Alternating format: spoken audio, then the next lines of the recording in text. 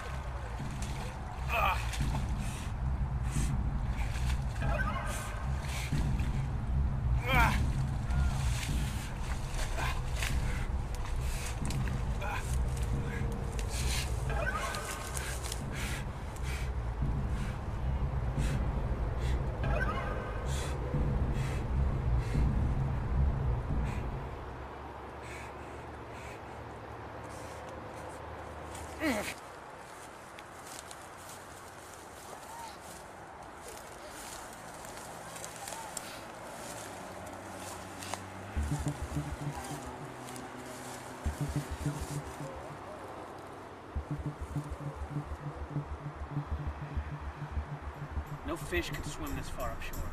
Yeah. Shoulders ran like the wind, but he could find no peace.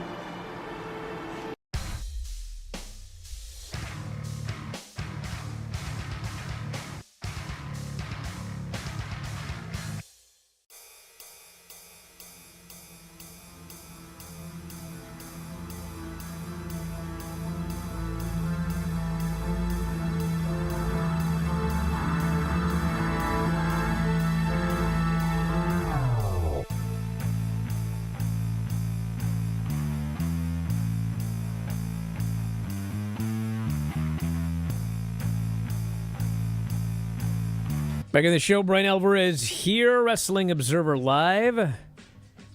Mike Sempervive, also of WrestlingObserver.com.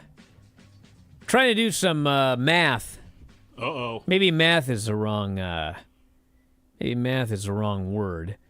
But Okay. this involves a lot regarding Dynamite, but we'll get to that in a moment. Adding it up like the Violent Femmes. We gotta talk about the important stuff first, which is this from the front page of WrestlingObserver.com. Janelle Grant has agreed to pause her lawsuit against Vince McMahon, WWE, and John Laurinaitis.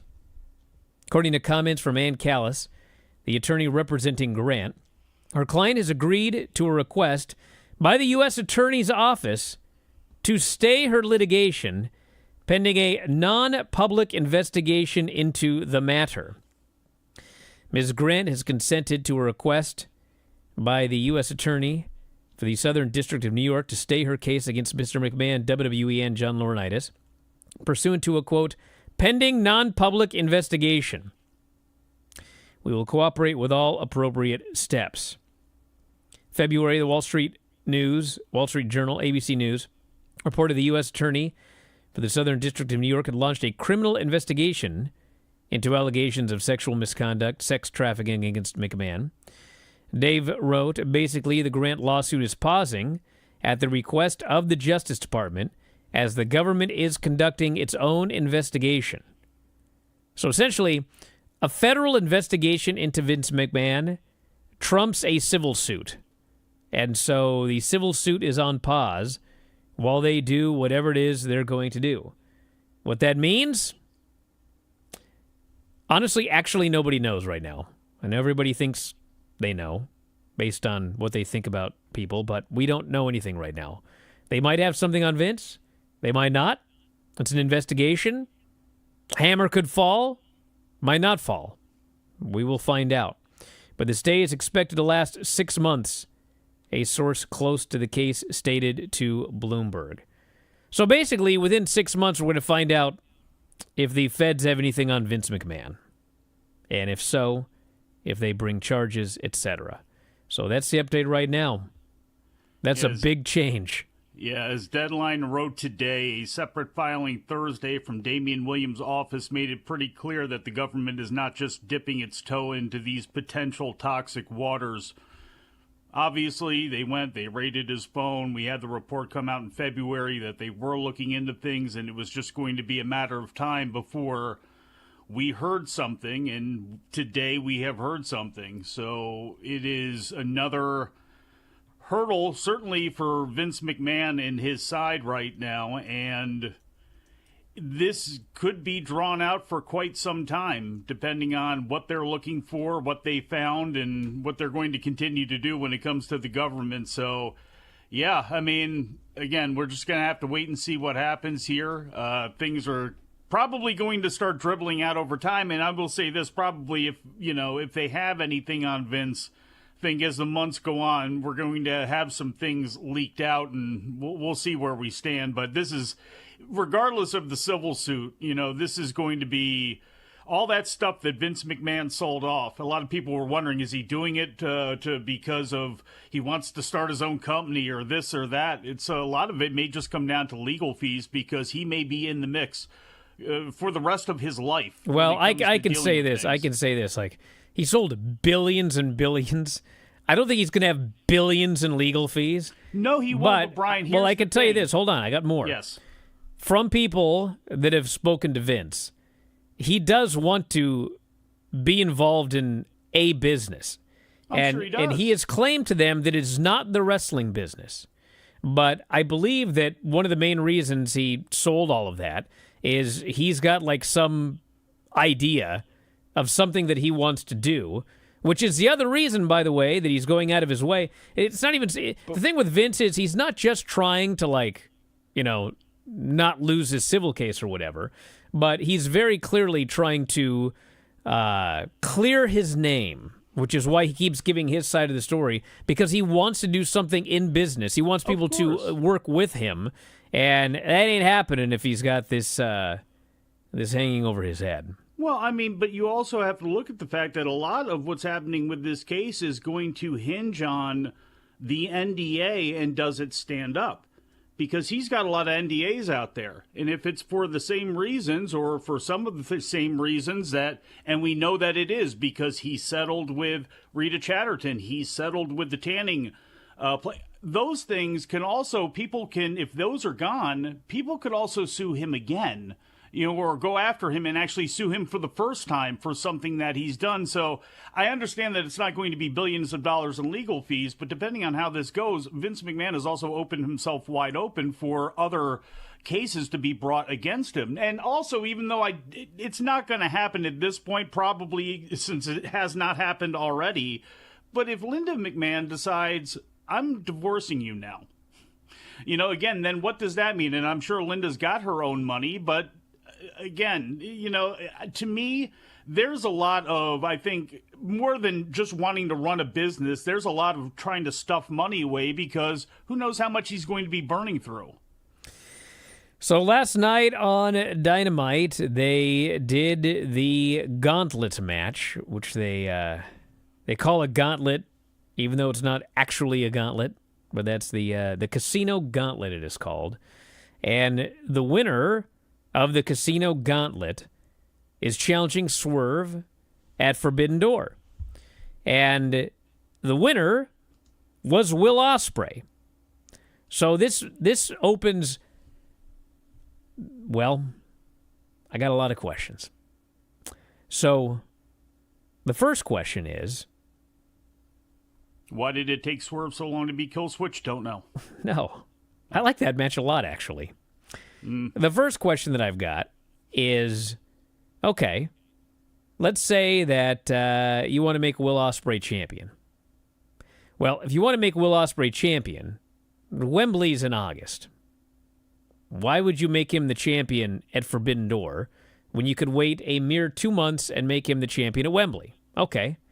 Well, then you start thinking, as Dave said last night, well, maybe the idea is that Will loses at Forbidden Door, and then he goes on to face Swerve and beat him at Wembley. And the question that I asked was, well, first off, if Will is going to put somebody over to set up a challenger for after he becomes champion, then it should be someone other than the person he's going to beat for the title. But that's another story. So the other question is, okay, well, if he loses to Swerve at Forbidden Door, how do you justify him losing to Swerve but getting another match at Wembley? What do you do? And Dave said, well, it's easy. He wins the Owen Hart Cup. Okay, that's fine. But that begs this question. When is the Owen Hart Cup starting?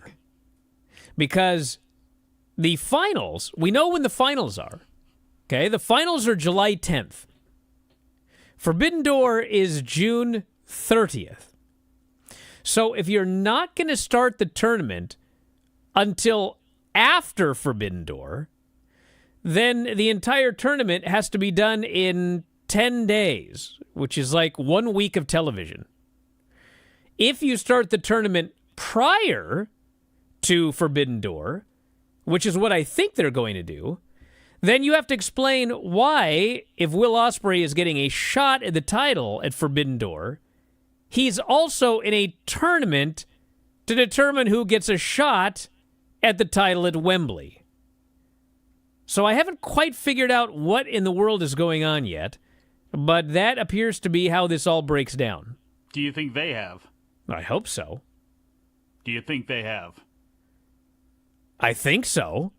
I mean, it's involving the world title, so I hope so. Funk Monk here says Ospreay won't be in the tournament. Well, if he's not in the tournament and he loses to Swerve, then he's not getting a shot at Swerve at Wembley. Is that what you want to do? Not have him go for the title at Wembley? Back in a moment with more Observer Live.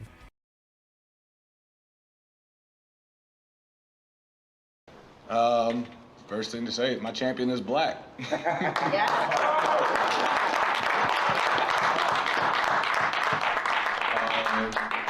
Ton of hard work went into this. Nothing was guaranteed at all. Nothing was handed out to me. I had to do a lot of inner searching to figure out what I needed to change up, what I needed to improve, and have a lot of humility to be honest with myself and say, yeah, you're not great at here, you're not the best in here, and figure it out and just like work at it. No excuses, because like in my culture where I come from, we're not awarded excuses. Excuses get us nowhere or killed. And I'm going to stay alive. I'm going to keep pushing. I have so many things to fight for, so many people to fight for. And that's what drives me every day. I get up early, I stay late, I make the extra drives, and I stay in the weight room. I stay disciplined. I do the things that a lot of other people don't want to do. Get on the plane 2 days earlier than I got to be there, because that's what's required in this. And I want that to be the standard for being a champion. Like we're not rewarded like rest.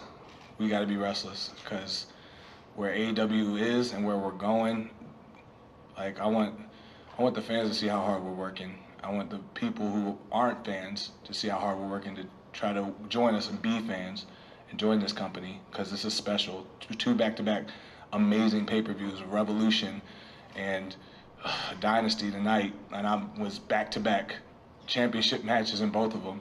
That's never been done in this company as an African-American man. I don't think it's been done in any company, really, this big. Y'all don't quote me on that. Y'all want the sources, go find them, tell me, tell the world, I don't give a damn. But, like, we're doing something special here, and I'm just proud to be the face of the franchise, because this is a dynasty we're building.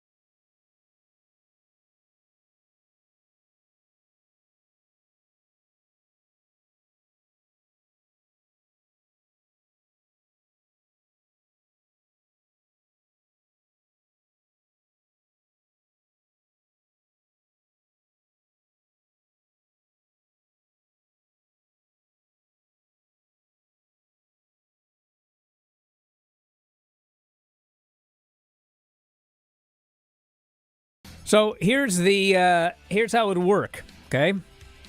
So if they start the Owen Hart Cup after Forbidden Door, that means you would have the July 3rd Dynamite, the July 5th Rampage, and the July 6th Collision to run the entire tournament.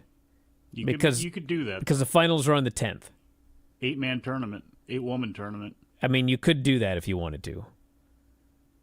But, I mean, here's the other problem, okay? Here's the other problem. Let's say you start on July 3rd, all right?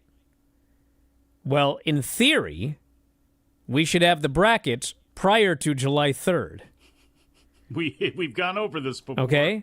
So in order to make this work with Ospreay would have to lose to Swerve on Sunday, and then they would have to have the brackets not announced until July 1st on social media. That is very possible. And then they would just start on the 3rd, okay? Yes. So those are your only options. The other option is the tournament must begin prior to Forbidden Door. And so we would have a situation where Will Ospreay just won the international title, and as international champion, he is getting a championship match at Forbidden Door, and he is also in a tournament to get the same championship match. We'll see what they do. But right now, I'm trying to figure out how they make this work. Daniel Garcia wins the Owen Cup and puts up that against Will's title, and Will beats him and takes that. I don't know. I don't know. I just Lenny does have a surprised solution, and that is that you do.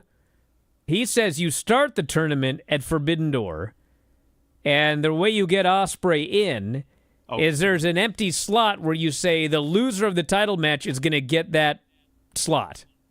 And then after Ospreay loses, he gets that slot. You could do that. You could do that. Yeah. I'm just But again, surprised like that if they were going going to do this. if they were going to do all of this with Ospreay and his quest for the world title that started yesterday, why did he win the international title? Yeah. But why I don't know. I was going to say, why rush this? Because I know everybody's looking forward to seeing Swerve and Ospreay, and certainly people are looking forward to Ospreay in the world title picture at All In.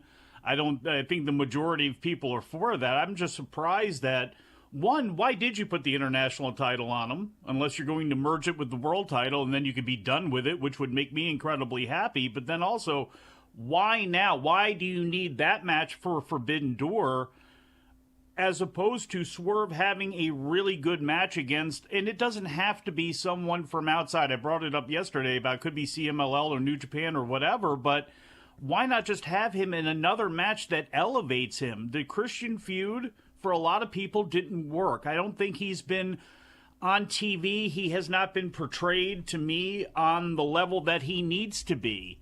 So why not just have him build up from now against somebody of value, name value, in a big match there, and then move on to Ospreay going after him, or putting MJF in the picture, or bringing Hangman Adam Page back, bringing them in the picture, and then working your way into All In. I don't know. I think I'm just really surprised that they went ahead and pulled the trigger now. Well, we'll find out, but that was the big announcement there, and they also set up Mercedes versus Stephanie Vaquer. Vaquer? Whatever they call her. I've heard Minnie. Vaquer. It'll always be Vaquer to me. She's good. Yeah, she is good. And so we'll see that. I was surprised the very first Mercedes Moné TV match took place on Wednesday unadvertised. They shot an angle. And she's a babyface During still, the show. I Well, guess, she was right? on this show, yes. Yeah, against Sky Blue. As soon as they announced that, it's like, wait a second, Sky Blue's the attacker? To me, that's like, okay, Willow and Mercedes, they just had it wrong the whole time. And maybe with Chris Statlander turning, maybe that's the plan, where Mercedes goes, I'm sorry. I'm sorry about blaming you for the injury. I'm sorry about blaming you for attacking me. We need to get on the same page here because we obviously have mutual enemies that are coming after us. I see we've already got confusion here. She's a babyface? Well, it's complicated, okay? She a tweener? She was absolutely a heel on Sunday on the pay-per-view. On Dynamite, she wrestled as a babyface. She wrestled Sky Blue, who is undoubtedly a heel. She played the babyface role. She made the babyface comeback, and she was a babyface. Now, with that said, and this has been the problem with Mercedes for years, her promos, her delivery is heel delivery, and furthermore, she came out and literally her promo was, I was worth the wait, wasn't I? Finally, she says, we have the return of the greatest of all time. And when she said these words, everybody booed. They booed. Folks, that's what Bryan says every Monday when he puts the headset back on for this show. Well, I'm a heel. So anyway, she's both. Another one of those AEW stars that is both babyface and heel. Does it matter on this show anyway? I mean, Okada could start shooting people in the crowd, and people are going to say that those other people deserved it. Actually, you know what I will say? What's that? And people are, here's the thing. If I say one thing and then I say another thing, people always go, well, you're inconsistent. You're biased or whatever, okay? But the problem is they only see black and white. And there is sometimes, depending on circumstances, something that would be wrong in one circumstance is right in a different circumstance. So here's the example, okay? Yes. All right.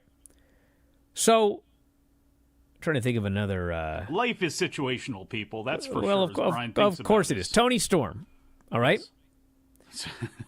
Toni Storm. So Toni Storm is a heel, but she's also a babyface. And so as we've seen, when we see these Toni Storm segments where she'll interview segment with somebody or whatever, the crowd's dead because they put her in with a babyface. The fans don't care about the babyface. They're supposed to boo Toni, but they don't want to. And it's like you have these segments on TV where it's just like the crowd's silent. It doesn't work, okay? However, I will say this about Mercedes, okay?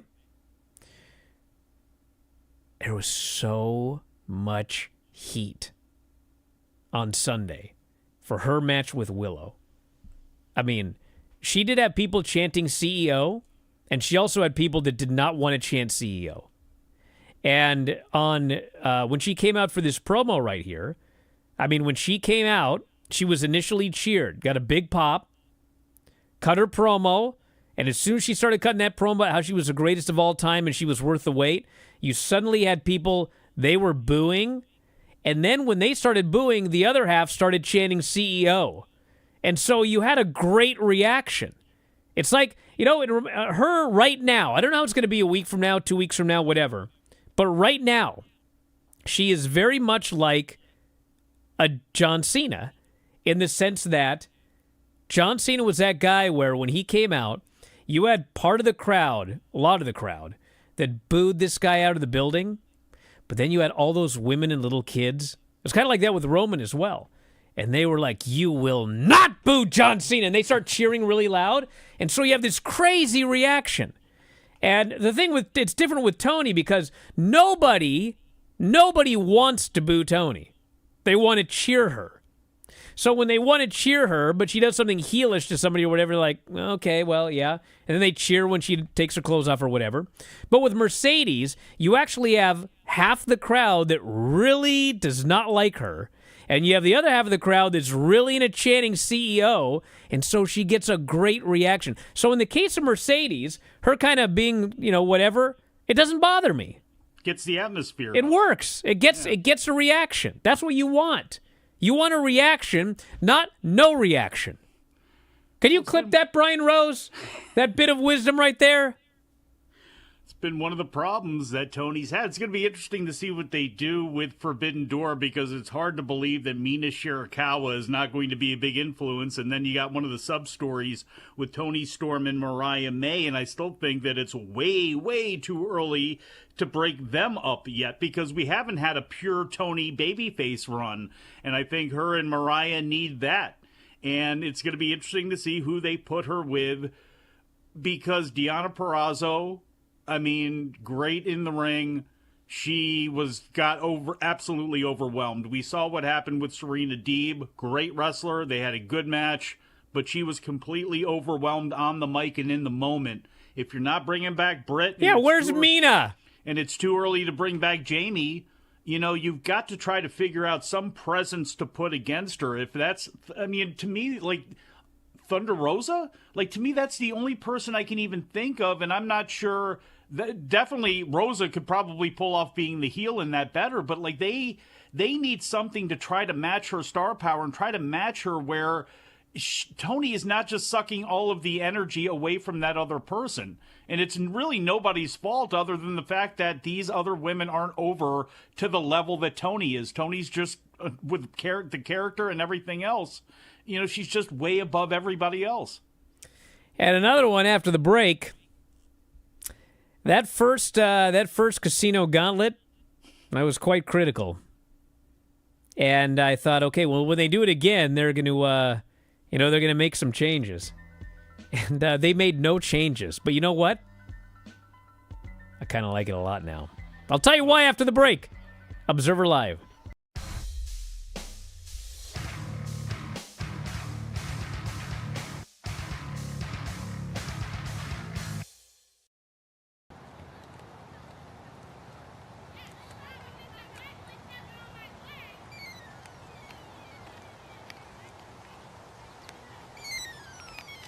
Green Hill. Hello. He's escaped. Do you know which way he was headed? Okay, thank you. Thank you very much. Shoulders.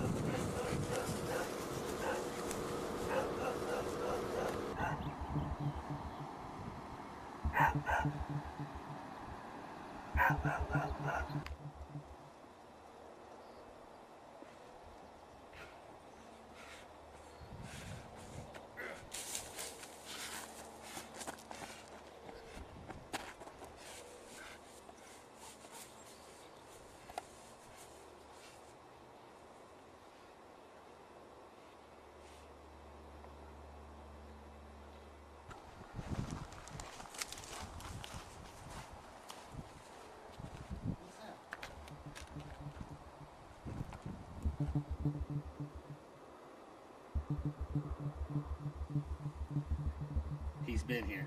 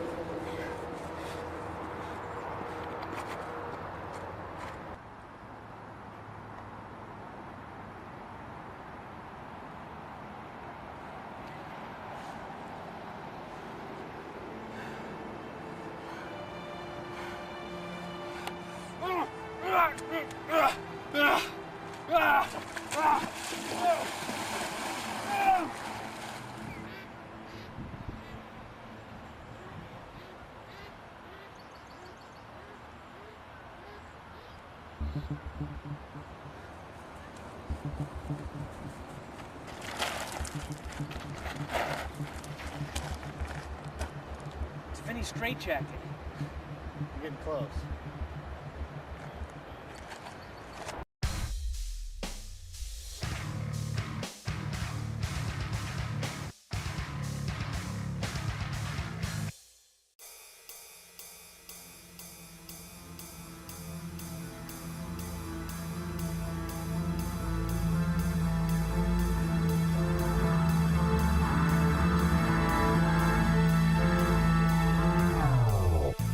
So here's the deal with this casino gauntlet thing. Okay. Oh, boy. Yeah. Well, here's the thing, okay? The first one, what bothered me about it was just they didn't tell you anything, and the announcers had no idea what was going on, and it felt like incompetence. Because they announce it's a casino gauntlet under sudden death rules. They don't tell you anything else. Okay? And you're like, What the hell's going on? what does that even mean? What is a casino gauntlet under sudden death rules? So they proceed to start the match, and two guys are in there, and the announcer's like, none of them are actually clear about what's going on. They're like, guys are going to come out at intervals, and then whoever, it's sudden death. So in the beginning, you're like, well, what are the intervals? And what does sudden death mean? And then they eventually say sudden death means the first pinfall ends the match. then you're like, okay, I got that. Like, that's a sudden death. Whoever gets the first pin, but how many people are there? No one knows. Taz is like, how many guys are in here? Excalibur goes, I don't know. So it's just like, it just goes. And then all of a sudden, Will Ospreay wins, and it's over. And when it was over, I thought, dude, and the irony is, you know who did the Casino Gauntlet match first? TNA. Oh, yeah. And when when the first Casino Gauntlet was over, I was like, this actually reminds me of TNA. And not the good TNA. The TNA where they threw something out there, they don't tell you anything about it, and it's just like a total whatever, okay? So then, They announced they're going to do it again. And the match starts, and they do it the exact same way. They don't tell you how many people. They don't put up the clock. But at least this time, the announcers know what's going on. It's like, okay, well, guys just keep coming out till someone gets a pin. So then what it became to me was, okay, it is literally just a cluster. Yeah. And all you need to know is that whoever gets the first pin wins. And then, like, all these guys are coming out. Like, here's the thing. I don't care what the rules are. I've said this for years. I don't care what the rules are as long as you're consistent with the rules. Okay? If the rules are, we ain't going to tell you how many guys. We ain't going to tell you the intervals. I've said it before. In storyline, the Tony Khan character, the character is a total maniac. A psychopathic maniac. Okay? He brought Darby to the building with a flamethrower so he could burn up his talent. He's a wild man. So that's his deal. You don't need to know how. I'll choose the whatever. You don't need to know how many guys. They're just going to go out there till somebody wins. No, I like it. Look, it's like, that's the rules. Fine. I'll jump on this bandwagon with you. I'm not saying that. And I it was like a as fun much as match. you, but that's the thing. Not only was it a fun match, they were pretty much all stars. Now, I know somebody's going to go, Heshicero's a star. I get it. He's a star to me. They're all really, really good workers that were in there. And they're all, to me, yes, Heshicero, but Mystico, Claudio, Jay White, Ospreay, Pac. These are all... Yes, Shota's a star. He just headlined a show against Jon Moxley for the IWGP title. He's the shooter. How about this? They're all notable, and they're all above a certain level. Maybe not Heshicero, but that doesn't matter. What matters is, if you're going to put guys like that, just say it's 10 people. Just so I guess you can't say that because the match in theory could go on forever. But bottom line is, just make sure there's talented people in it, and just make sure that there's a reason. So, and this is no offense. Get a whole bunch of talented people, and every now and then someone totally wacky. My God, Gangrel's coming out. What's he doing here? I don't know. Anyway, I liked it. It was awesome. Show is all. They're always all over the place on this show. Well, this one was really all over the place. I mean, this was big time all over the place. There's also the story that we don't know yet. MJF? Except I do know that something happened. Oh, what? Well, they announced that Saraya versus Mariah, and then it didn't happen. It just didn't happen. That almost never happens in AEW. See, here's the thing. I know that there was a lot of controversy yesterday about what I said about the chaos backstage. But I can tell you this, it was extremely chaotic backstage. It was so ironic. It was like anyway, it was very chaotic backstage yesterday. Doesn't matter how much you say it, they don't want to believe it. It was very chaotic yesterday. The Saraya-Mariah match just didn't happen. I know something did happen. I don't know what it is yet. I'm sure I'll probably hear soon. But they announced that it's happening. Maybe out of Saraya's mouth. It's happening next week. They just announced it's happening next week. And then something happened with production because throughout the show, it was like everybody was on a different page. There was a segment in the middle of the show where Excalibur goes, "We're going to head to a video package of Takeshita and Jon Moxley." And then he paused and he goes, "Actually, no, we're going to go to a Stephanie McCure video package." And then they cut to the Takeshita Moxley package. And they go back and Taz's like, "Are we live?" Weird things happen when you go live. And then they go to the Stephanie video package. And then at the end of the show, I guess Excalibur's probably got his lineup that he reads of, what matches are coming up. So, he's trying to do it sequentially. Here's what we got coming up for Rampage. Then he goes, "Here's what we got coming up for Collision. Actually, no, Dynamite. Looks like this is out of order." Then he goes back to the Collision again. I'm like, what is going on? Like, what's happening here? So that was something else. At least there were no doodles on the screen or audio issues. You know, that's been And yes, there's always seemingly something at least every 2 weeks on this show. Well, Mushroom here says Tony tore up the script. Yes, he did tear up the script multiple times. Although there's a difference between this and Vince, because Vince used to tear up the script because he was just like, he would look at it and he didn't like it. Or he couldn't remember it and he didn't like it. And then he'd do another one and he didn't like it. The problem with this one is, you know, Tony had a whole bunch of things planned for guys like Adam Copeland, who obviously couldn't be there. It was supposed to be a heavy Adam Copeland show, but he broke his leg. And then, you know, there were others as well. And so he did have a show planned, but due to injuries and everything else, he had to rewrite the show multiple times. But he had 3 full days. Well, you know, again. Yeah, but I mean, there were other things I'm sure that happened the day of the show.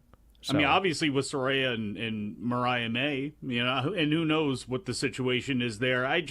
Before we run out of time, because I know we disagree on Swerve in that match last night, it's not that the match was not bad, because it was a good match. But look at Swerve over the last couple of weeks in his presentation as compared to just Jon Moxley, because he is the IWGP champion. And Swerve has been laid out a bunch of times. They were trying to get heat on Christian to try to build up this match. It was probably too much that got put on him. But since he didn't have to go through Kill Switch and he's already eliminated Christian, that match didn't have to go through a break. If you want to start the show with it, fine. You had the Mercedes thing at the beginning that led into this. Just go ahead and have Swerve beat Kill Switch within one segment, clip his hair, and that's it. With Moxley, he's facing a guy in Rocky Romero who's, you know, I would think in kayfabe terms, people know infinitely, I would say, more skilled than Kill Switch, been around a lot longer. The matchup is better. And he gets choked out relatively quickly in one segment by Moxley. And it's just one of those things where Swerve is fine, but that's the problem, is he's just fine when they need him to be more pumped up and more elevated. And it goes back to one of the things you said, is he better off now than he was before he won the title? And right now, at the very least, you have to say it's pretty much just at an even playing field, at an even level right now. In your opinion, who feels as though that they're, you know, at the top of the food chain? Does it feel like Moxley or does it feel like Swerve on this show? Well, I got a totally different. And I'm not saying I got a different way to look at it. This by saying I'm not trying to bury Moxley in this, and I know you are leading up into Forbidden Door, and that's very important. But you know, you can do two things at the same time. Here's my thing with this. Okay, Jon Moxley's match was versus Rocky Romero, and God knows we love Rocky. He's on the show often. But what's Kill Switch? But it was Rocky Romero in an IWGP Eliminator match, okay?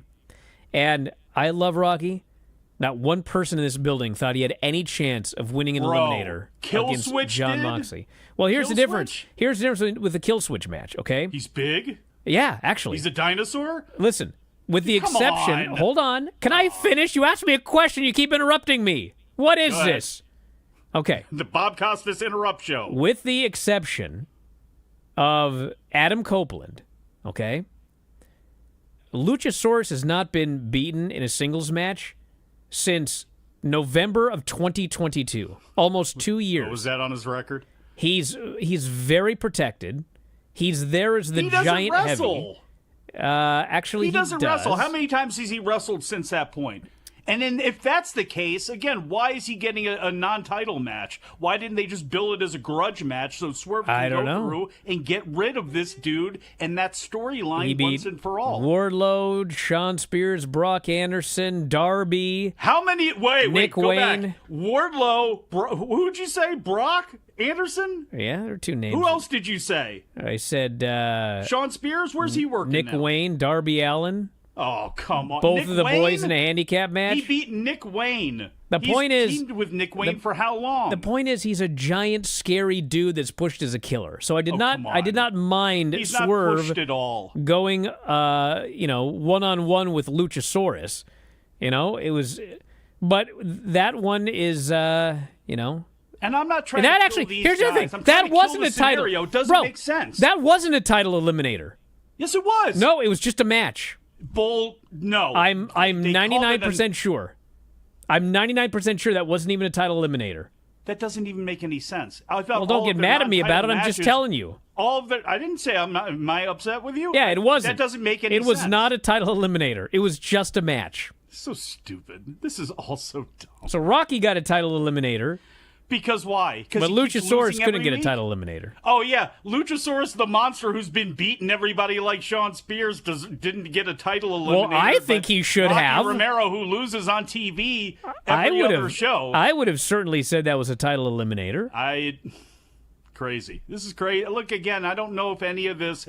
The bottom line is this all benefiting Swerve? Is it benefiting how people are viewing him? Is it benefiting him? Yeah, I don't know. To me, it does not seem to be. I liked He's it. your world champion. Now, I would say that him working the opener. There's another aspect of that. Listen, this guy. If this guy doesn't headline Forbidden Door, I'm gonna be mad. But Brian, if he's going to open the He show, needs to have be him the kill main a event. dude. The main event of I Forbidden Door. get it. He should be, but if he's going to jerk the curtain on a show because you want your big star, you want your champion out there early, give the people something there. Make sure that they know this guy's a dominant champion. Forget about that Christian feud. This guy's on the bigger and better. All right. Should mention just very quickly, since we didn't do it earlier, everyone's favorite topic. Quick look at the ratings. Do we bother? All right. Raw did 1.69 million, 0.55, which was good. SmackDown down a little bit, 2.147 million and a 0.56. Actually, the 0.56 was very bad for SmackDown. Collision 415 at a 0.15, which is incredible given they were on a different station to do a 0.15, which was the same as the week before. And Rampage at a totally random time, 222,000 viewers and a 0.08. NXT when we get back from break.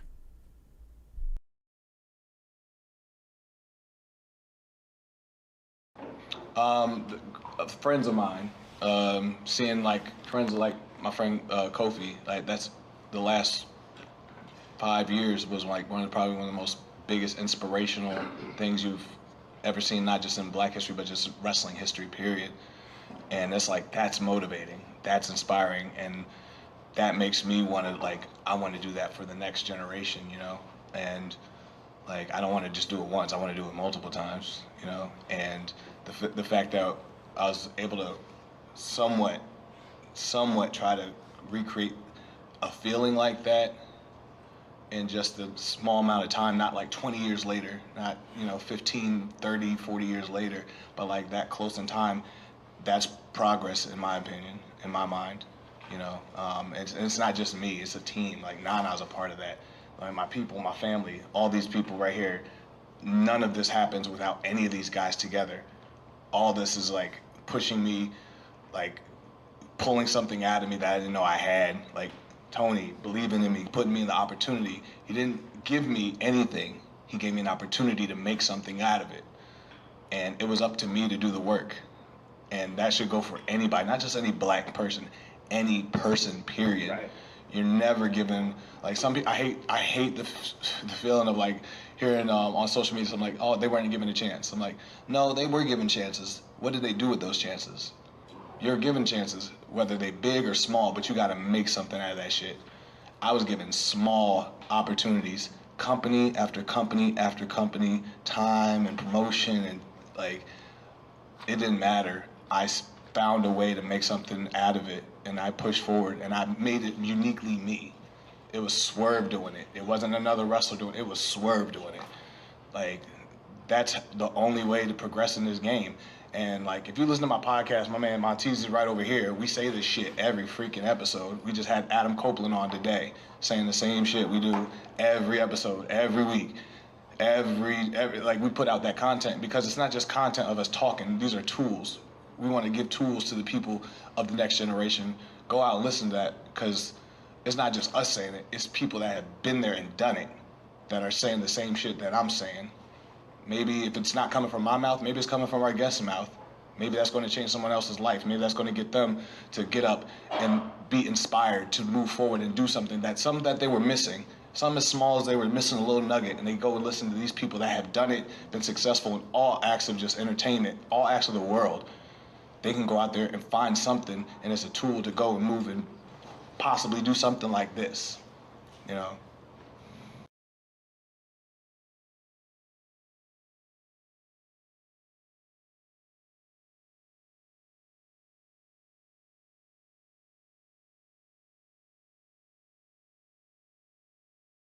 Back in the show, Bryan Alvarez here, Wrestling Observer Live. Mike Sempervive, also of WrestlingObserver.com. And yes, the NXT show did a very good number. And it was actually startlingly, I typed that word. It seems better when you write it than say it. True. It was startlingly close to last week's Dynamite. Dangerously. Dynamite last week did 713,000 viewers and a .24. And NXT did 703,000 viewers and a .19. So they virtually tied in viewers with last week's Dynamite. And Dynamite did handily win in 18-49, but that's a .19, dude. .19 to .24. That is, I don't know if it's the sexy red or... I'm sure that didn't hurt. What it was. Because what do they even advertise? I mean, the tournament? Or the matches to get into the ladder match, the qualifying matches? Yeah. I mean, it was, look, I think it was sexy red, and I'm not sure what time the Minnesota game started, the NBA game started, but, you know, if it was a little bit of a later start, I'm sure that didn't hurt things either for the first part of that show. So I have a feeling Dynamite's going to ricochet back up a little bit, you know, and again, people don't want to say that the NBA and the NHL playoffs cause havoc. The NBA playoffs absolutely do. So we'll see how well all of these shows end up coming back. And again, if Dynamite's down this week or is at the same level this week, I think there's a lot of concern there. All right, we're going to wrap it up, everybody. And tonight, the Bryan and Vinny Show, AEW and NXT in great detail. And we'll talk about both of those shows, all the highs and lows, like NXT this week. You know, it's been rough for a stretch there, but I thought the last 2 weeks of NXT have been much better. And Dynamite was a fun show, excellent main event. We'll give you all the details tonight. And that's it. We're out of here. We'll talk to you next time, Wrestling Observer Live.